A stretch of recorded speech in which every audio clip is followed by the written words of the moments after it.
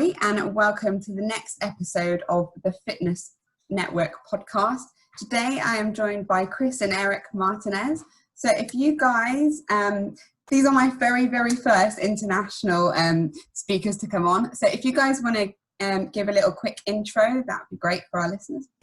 Absolutely. Well, Rosie, first and foremost, thank you so much for having us. Really appreciate it. So as I said, we got to set the bar high since we're your first international interviewers. But yeah, just to give you guys a little bit of context too. I mean, if you guys could see the screen, we're two identical twins with humongous caterpillar eyebrows to start with.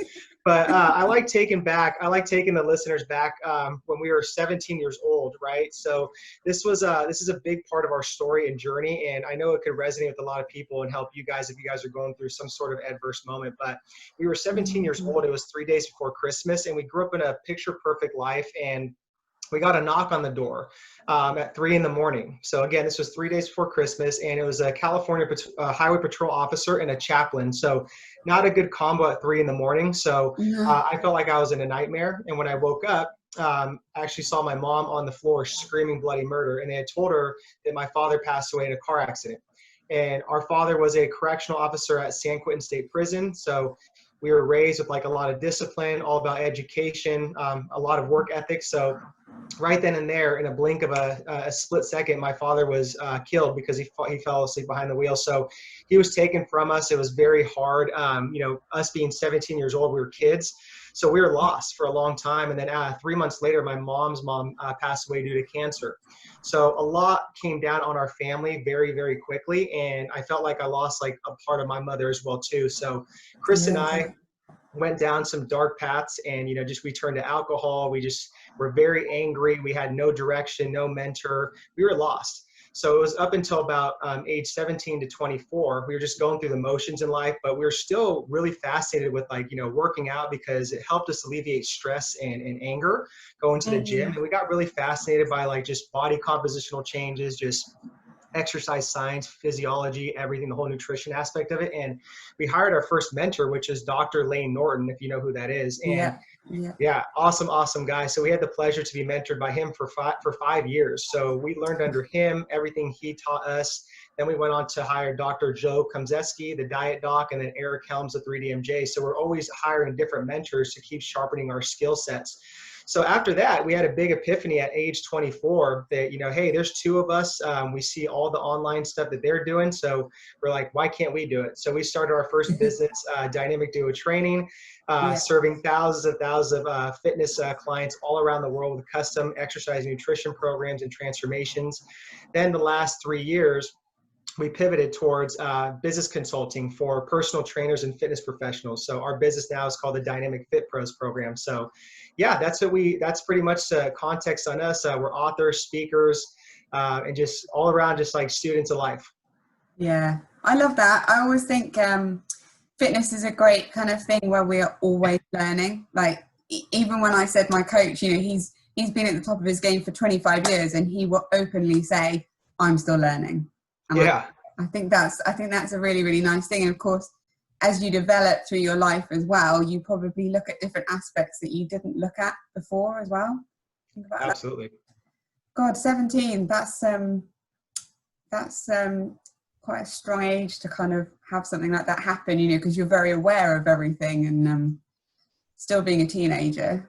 Yeah, it was tough. We had a lot of adversity to battle, but I always tell people, turn your messes into your messages. And I feel like that's what we did. So, you always look back and you're like, it's been a hell of a story so far. And that was, some really, really rough chapters in our book, but, we've gotten through it. And I know there's other people going through worse situations. So, hopefully this little segment, helps people and gives them belief.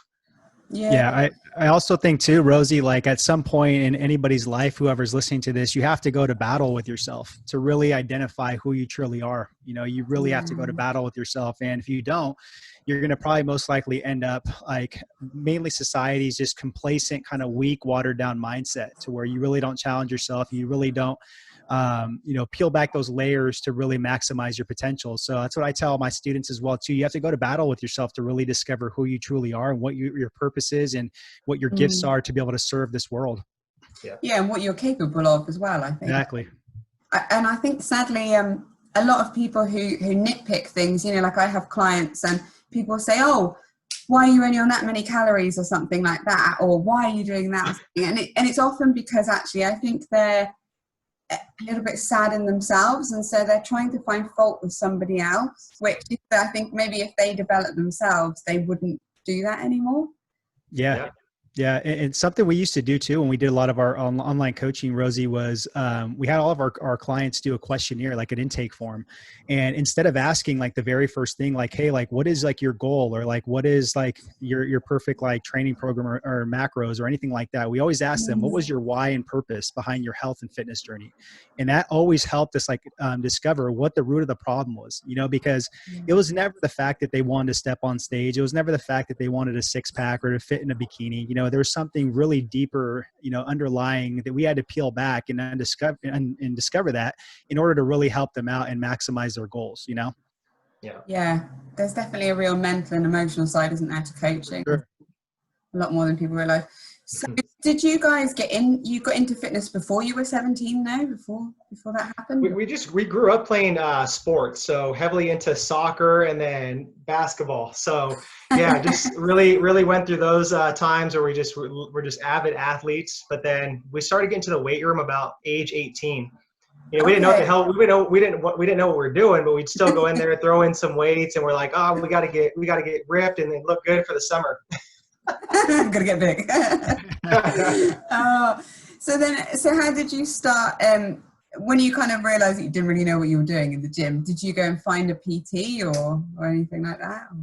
Yeah, I mean, we hired a couple of PTs, you know, but unfortunately, you know, some PTs out there at commercial gyms are not very good, you know, because they don't really understand like exercise science, programming, nutrition, anything like that. So that's when we were about 24, and I was actually flipping through a muscular development magazine. Do you remember those magazines where we had all the supplement ads and all that stuff, right? Yeah. That's where we found Dr. Lane Norton. You know, he had a column in there, and you know, it was on natural bodybuilding, and he was talking about some really good stuff within nutrition that we never heard of. And I was like fascinated. I was like, man, this guy's not only shredded, but he's got a PhD in nutrition, and he's really speaking to me, you know? So that's when we went on and hired him. And ever since we hired him, that's what really kind of took us to the next level, to like get our master's in sports nutrition, get our CSCS in strength and conditioning, you know, start getting all these other certifications, start hiring like mentors like Joe Klemzeski, Eric Helms, and then really doing our own like training, you know, and really getting that anecdotal type of experience. So yeah, it's just a lot of like reps and sets, like in the gym, and like even just learning wise too.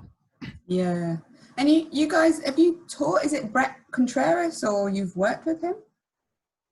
Did I see that on your profile? Or was that on my wrong? Yeah. So with Brett, I mean, we never really like worked with him one-to-one. You know, we always invested in some of his programs, his books. We've had him on our podcasts, you know, like recently. We've always built a good relationship with Brett because he's pretty much like the glute, you know, grandfather, you know what I mean? So it's like, he's done an awesome job, like bringing the glute training, you know, to mainstream. And we took a lot of his concepts and helped out thousands of clients with like programming to really enhance glutes and stuff like that, you know? So, you know, kudos to him for everything he's done for us and the industry. Yeah, I think that will be etched on his grave, I think. Yeah.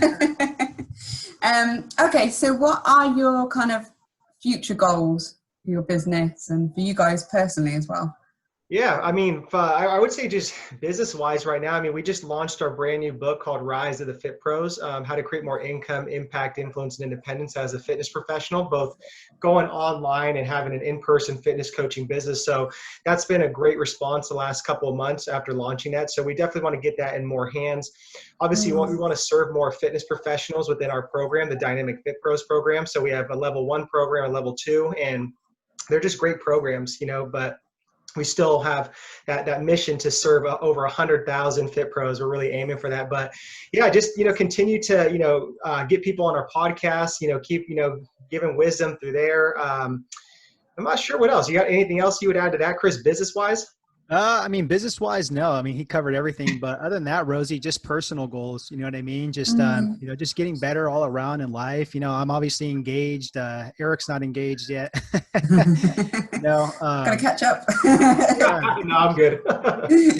And just got to figure out too, what's the future with just everything going on with the pandemic and all this craziness going on in the world. So, just one day at a time, just getting better, staying focused, in all aspects of life. We're really big on the 4 pillars of life: health, wealth, love, and happiness. So as long as I'm really trying to achieve all 4 of those pillars and trying my best, that's all that I can really do, as a human being on this earth.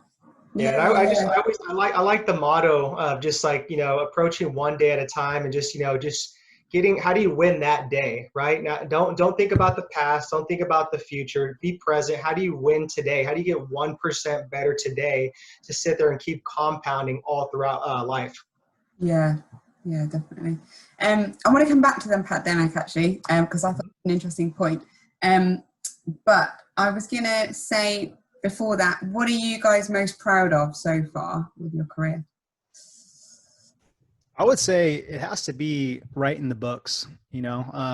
I've always grown up wanting to be like a writer or some sort of writing. And we wrote our first book, The New Era of Fitness. That was for actually health and fitness enthusiasts.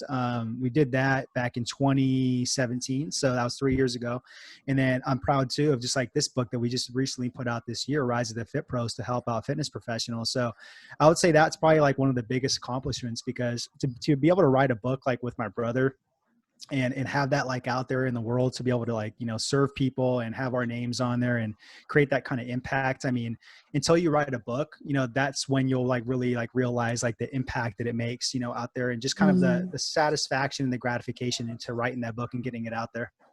Yeah, and I would say for me, it's I think just overcoming a lot of adversity we went through early on in our life. I mean, we could have went down 2 different paths. We could have kept going down that dark path, or we could have just, took the other route that we did and just say, you know what, we're too talented, we're too gifted for this. We weren't raised this way. That our Father's overlooking us, and He wants better for us, and He knows that we can do better. So I think I'm really proud of myself and Chris, for overcoming those really challenging times, and just more importantly, just being relentless and resilient every single day, every single month and year, to keep, consistently taking action and being unapologetic about everything we're trying to accomplish and what we believe in and stand for.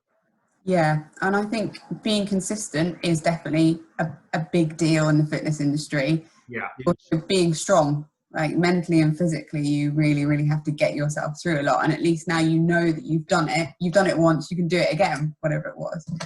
But so if people want to purchase your books, where do they go?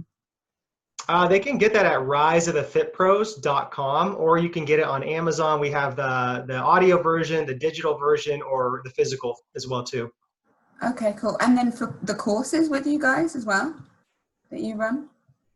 Yeah, through that's we do a lot of phone consultations with that. So you guys can just go through email, support@dynamicinnercircle.com, or just reach out to us on Instagram, and then we'll take you guys through kind of a process. Oh, I'll stick the link below. Appreciate that. Thank you.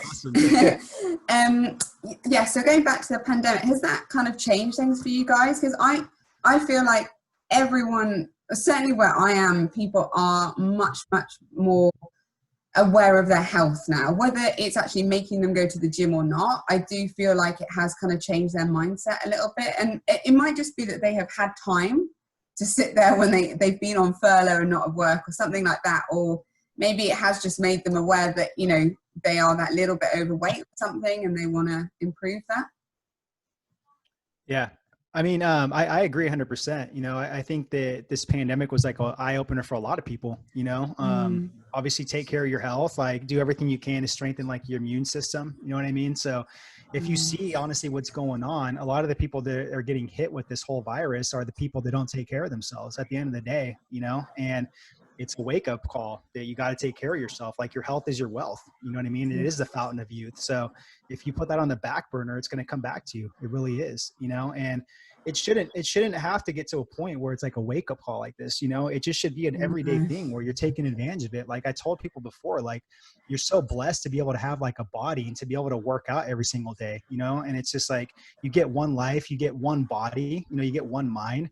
So why would you ever put that in the back burner or take that for granted and not sit there and try to optimize it to the fullest potential as possible and quote unquote bulletproof it in case something like this ever happened, a virus to where it's you bulletproof yourself pretty much, Yeah, and I'll put this in the personal trainer or fitness coach's context, Rosie, because I think there's a lot of like value to add with this. So with this whole pandemic, obviously, gyms were hit pretty hard. I mean, I've heard too over there in the UK as well too, and still over here in the States.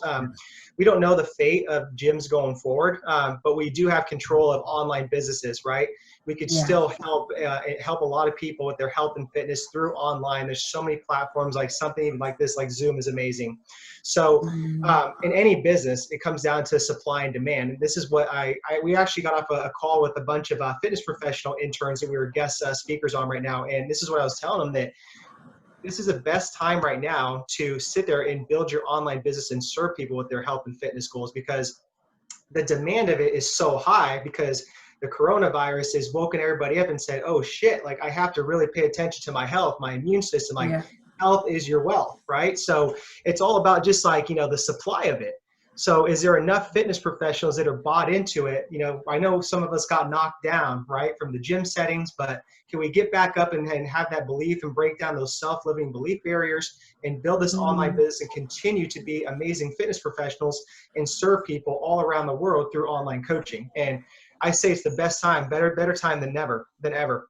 Yeah, I absolutely agree. I mean, I'm doing a coaching course here. Good. They're saying exactly the same thing about, but it's really nice as well, because I do think, like we were saying, it shouldn't be a wake-up call, but I think it has to some people.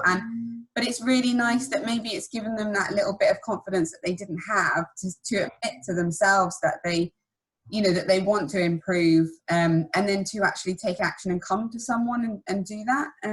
It's really heartbreaking seeing them like that, but it's also really lovely, when they're just a couple of weeks into their program and they say, gosh, like not just the fact that I've lost weight, but my whole system feels healthier. I mean, that's, that's lovely. And that's something that they will have learned for life as well. Yeah. Okay. So what do you guys most enjoy about your job? About our job? Yeah. Well, that's a good one. The first one is obviously the freedom. That's something I'm big on, is creating freedom, with entrepreneurism. So I'll say that for starters, and just being able to serve people, to help people at a very, very high level, right? To where, I've gone through tons of mentors. I still pride myself on hiring mentors and coaches to help expedite the learning curve and have outside eyes, help us navigate through, problems that we have, self-doubt. We all need accountability and mentors, right? So that's what I love so much, is helping people, coaching them, mentoring them, and showing them the capability that they truly, truly have, showing them that they have true greatness in themselves. It's just all about taking action and just, peeling back layers and breaking down belief barriers. Yeah. And I would say, like, besides like, coaching people and helping them, because I know how good we are with that. I just love the game of business, Rosie. I just love it. It's just, it really is like a game, it's like a sports game almost, and you're trying to put together the best team to win, to win every single day, every single like month, every single year, and that's just like a sport where you're trying to put the best team together to go for the run, for the title, for the championship. And there's no championship, in business, but there is a point where you're winning or you're not winning, you know what I mean? And it's like, that's what I love about the challenge and the game of it, is like, what do we have to do to keep winning, to get better as a team, as a company, as entrepreneurs, all that stuff, Yeah. And I think it's very ingrained in us within the fitness industry to always want to improve as well. Absolutely. I do find a lot of people in the fitness industry are good in business, and I think it does come down to that as well. And we know when we need to dig in deep as well and be consistent. Exactly. But working with your brother must be part of it as well. Yeah. No, absolutely.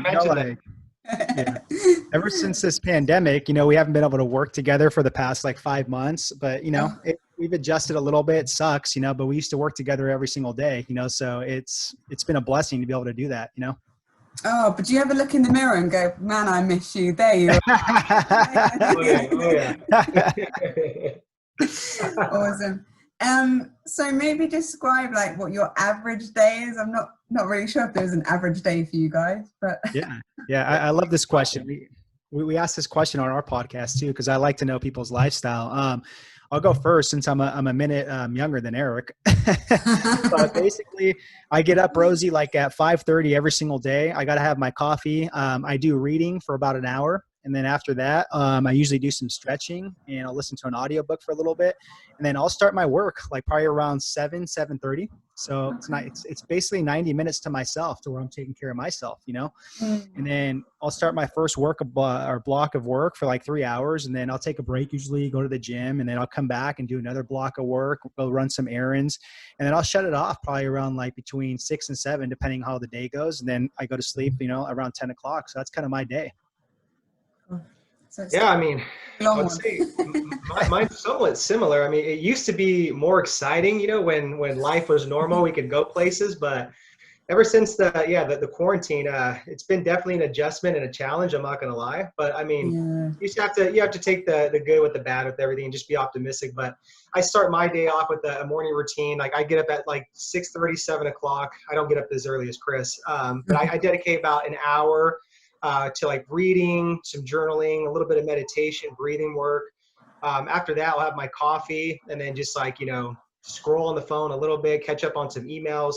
Then I'll do my morning stretching, get my body loose. I'll go on for like a 20 to 30 minute walk, just to kind of clear my mind and just kind of, you know, set myself up for the day for success. And then that's it. I just start getting to work, you know, and I take breaks here and there and I'll work out more towards the evening. And thank God I have some equipment in the garage to work with, but that's really it. It's been a lot of work, you know, just throughout this quarantine, to where I was telling Chris the other day, it's almost like a double-edged sword, because I don't remember working so late, you know, and now it's just like I'm trying to fill these gaps of time, but it's okay.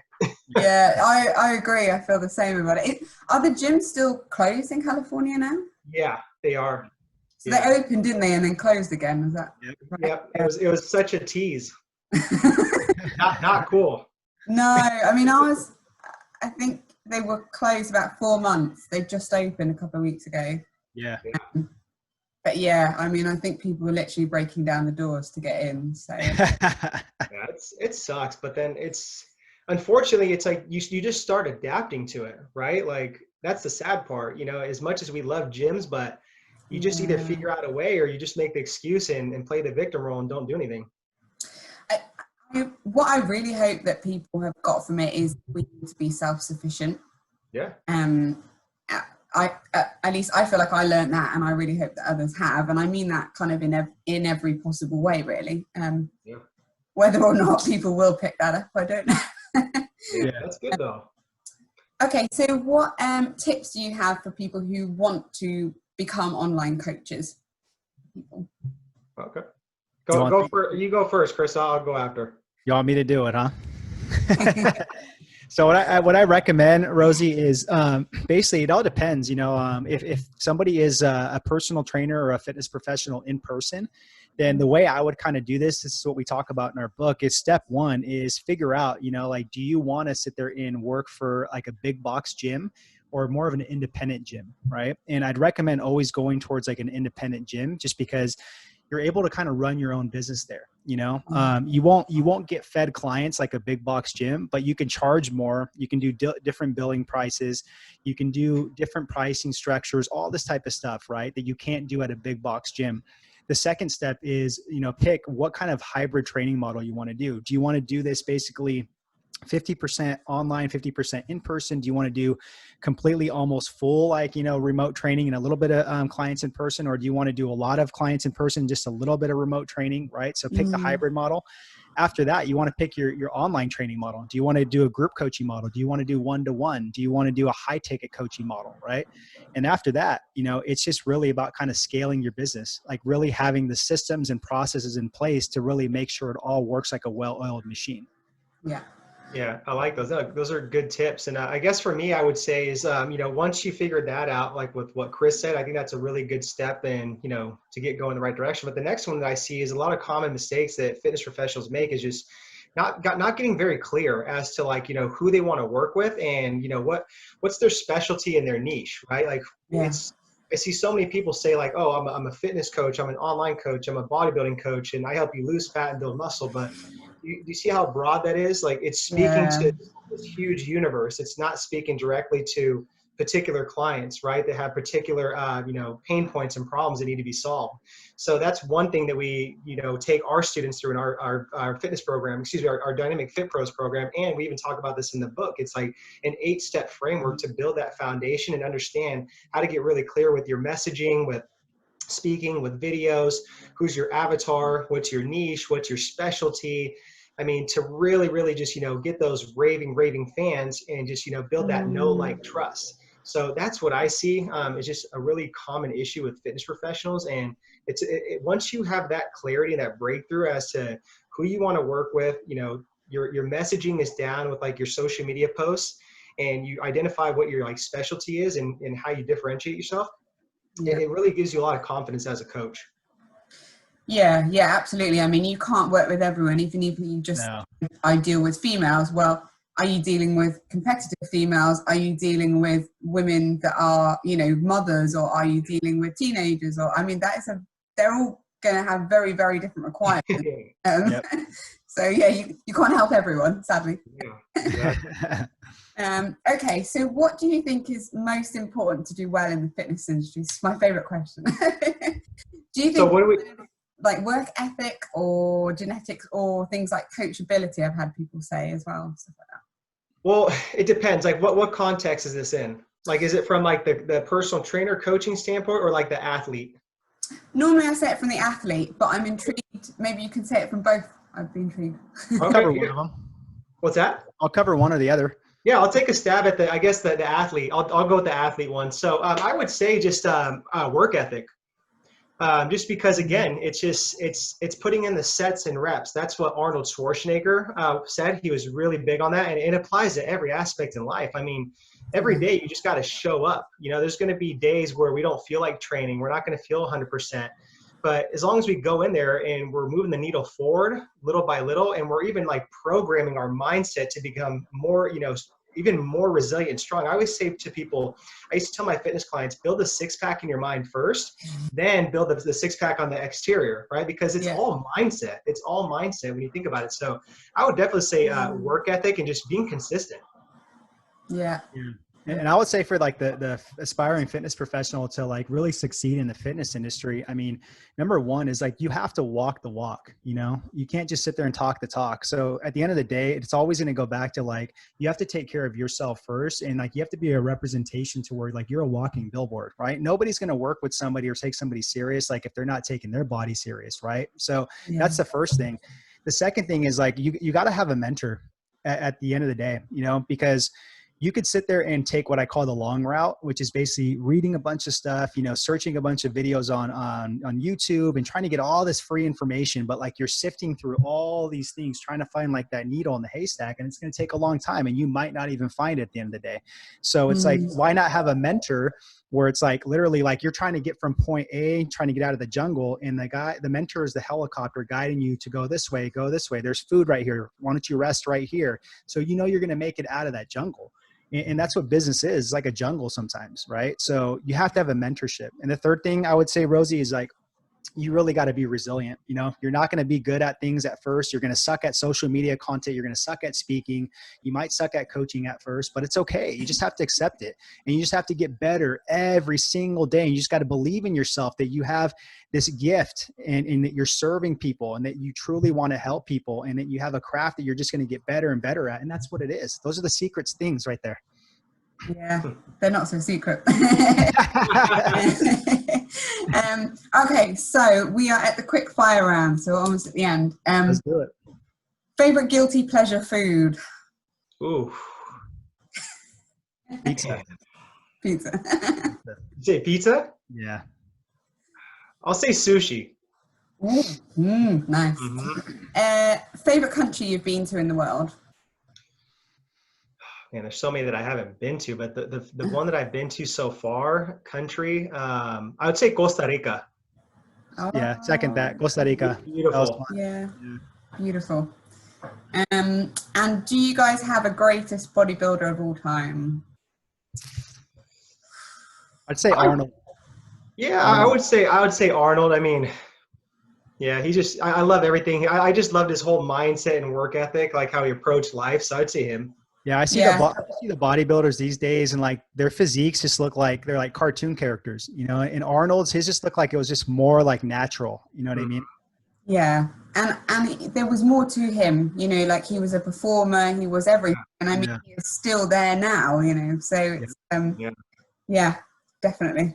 Not convinced about his acting skills, but you know, I like that he won't. Hey, I never said all that. No, that's true. Okay, so if people want to reach out to you and they want to buy your books and everything, they just need to go on your website or on your Instagram page. Are the best two ways? Yeah, that's probably the best ways. Like I said, I mean, you can go to riseofthefitpros.com to get the book. We have a couple good bonuses there and free things that we give out when you guys go there. But you guys can get it on Amazon. Like I said, we have all the copies there, whether it's digital, audio, or physical. And then, follow us on Instagram at Chris and Eric Martinez. Then if you are a fitness professional or aspiring fitness professional or coach, I mean, we have a free gift for you guys.